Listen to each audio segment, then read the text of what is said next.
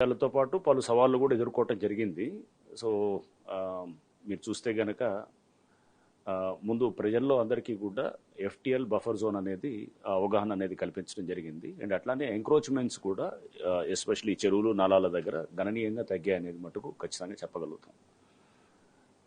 And ఇంతే కాకుండా మనం ఈ గత సంవత్సరంలో కూడా దాదాపు 500 ఎకరాలు దాకా మనం ల్యాండ్ని రీక్లెయిమ్ చేయగలిగాం. సో దాని వాల్యూ కూడా అరౌండ్ మోర్ దెన్ 30,000 crores దాకా ఉంటుంది.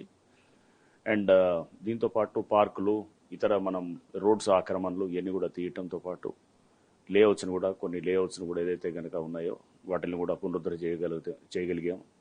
అండ్ ఇంతే కాకుండా మనకి ఈ ఎంక్రోచ్మెంట్స్ దీని గురించి కూడా మనకి పబ్లిక్ ఒక అంటే దీంట్లో ఒక అవగాహన అనేది, అంటే ఏది ఎంక్రోచ్మెంట్, ఎలా ఎంక్రోచ్మెంట్ అంటే ఏది అనేది ఏది కాదు అనే దానికి కూడా ఒక నిర్ధారణ చేసేదానికి కూడా ఒక ఐడియా అనేది పబ్లిక్కి కూడా తీసుకురావటం